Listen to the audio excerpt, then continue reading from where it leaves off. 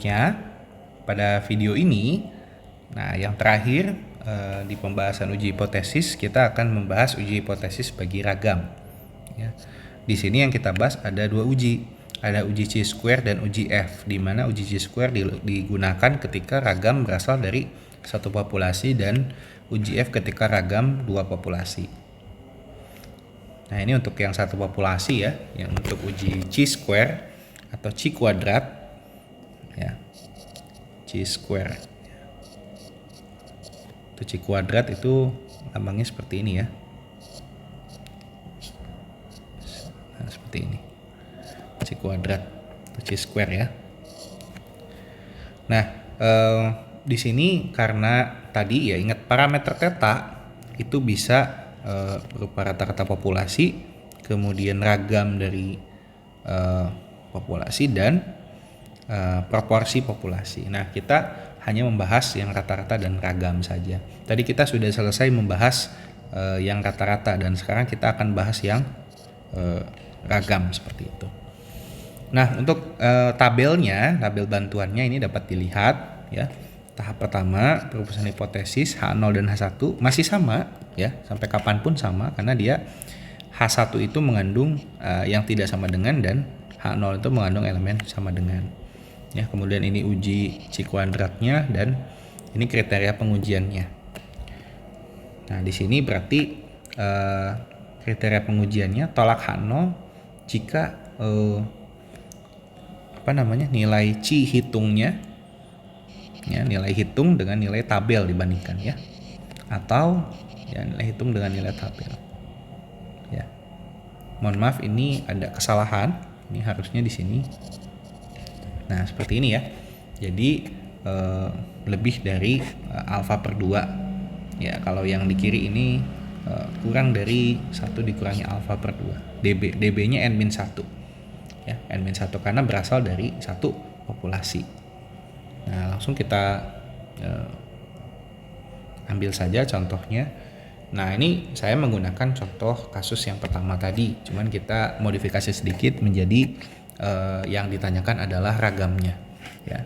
Nah bisa dipelajari di sini bahwa dengan tingkat kesalahannya 5% ya, ragam dari berat isi kaleng asam sulfat yang diproduksi adalah 0,06 ya. Untuk itu nah ini melakukan pengambilan sampel N sama dengan 7 ya, N sama dengan 7 sama seperti tadi, dan beratnya juga sama. Kita akan menguji perkiraan kabaknya tersebut.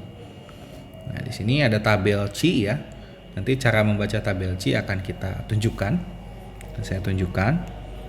Nah di sini ini adalah penyelesaiannya ya, sebenarnya tidak terlalu rumit ya, lebih sederhana bahkan ya. Jadi yang pertama seperti biasa, nih, kalau ditanyakannya ditanyakannya itu ragam, nah maka kita pakai uji hipotesis untuk ragam. Kemudian menentukan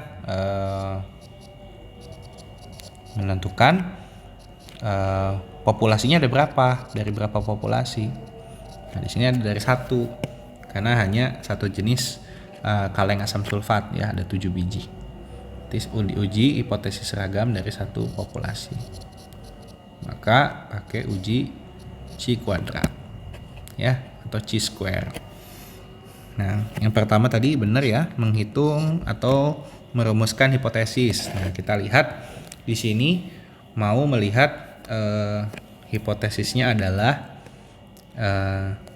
ragam berat yang diproduksi adalah sebesar 0,06 ya, sebesar 0,06, bukan lebih bukan kurang, maka dia ini adalah sama dengan. Nah maksudnya sama dengan berarti adalah H0 ada elemen sama dengan, maka H1 nya itu elemennya tidak sama dengan ya. Kita masukkan ya, ragam sama dengan 0,06, ini yang disoal, dan ini kebalikan dari H0 atau H1 nya ya, tandanya tidak sama dengan. Menghitung statistik uji. Nah yang tahap kedua, nah ini penting untuk dipahami ya, perhitungannya lebih sederhana ya, cuman memang kita harus tahu dulu ya Nah, di sini adalah 0,06 ini apa? 0,06 ini adalah angka yang dihipotesiskan atau sigma kuadrat 0 ya. Sigma 0 kuadrat 0,06. Kemudian ini adalah N. 5% adalah alfa. Ya. Alfa dan S kuadratnya. Nah, S kuadrat itu dari mana? S kuadrat itu dari sini.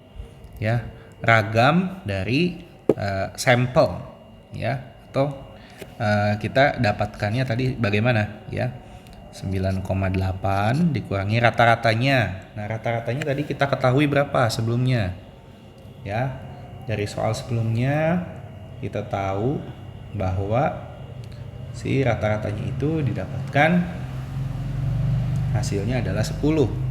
Berarti ini 9,8 dikurangi 10 ya, tambah ya, dikuadratkan dulu, tambah 10,2 dikurangi 10, kuadratkan dan seterusnya.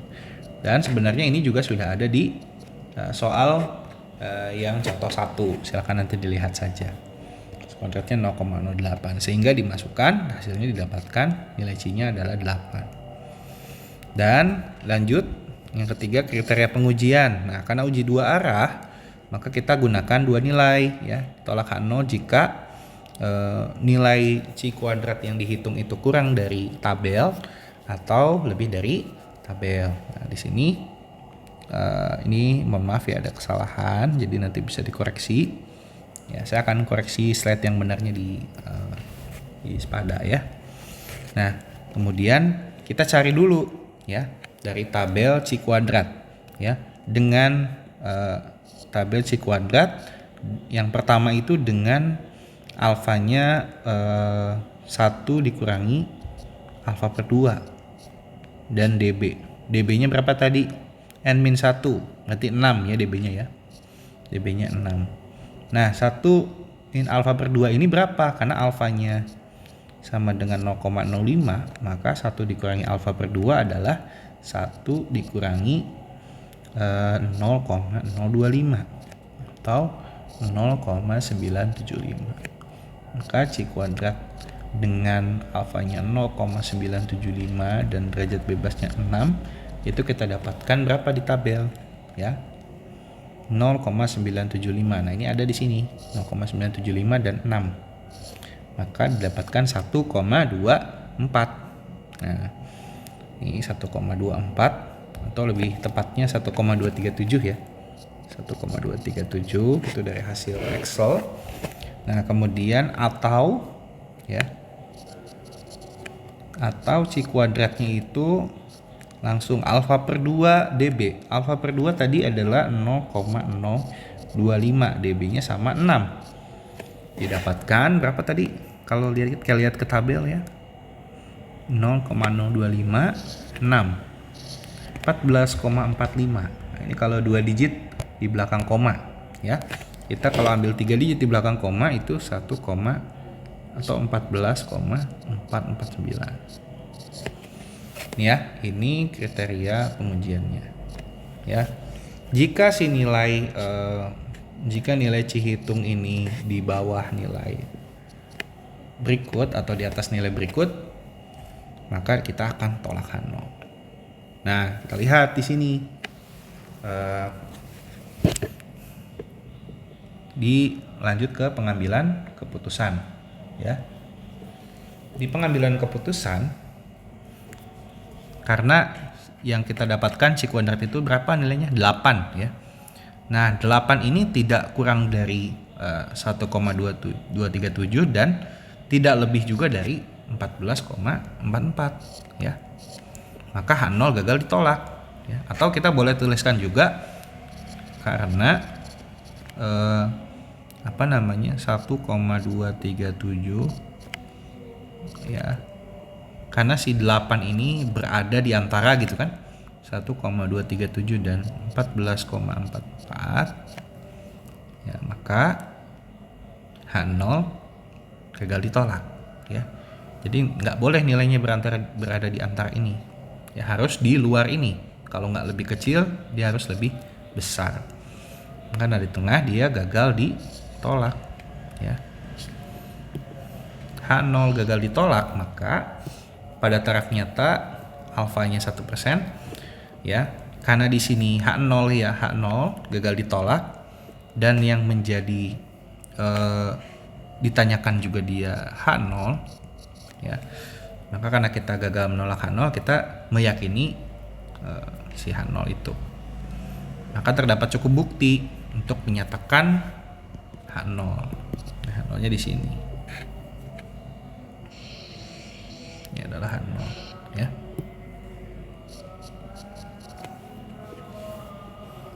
Seperti itu.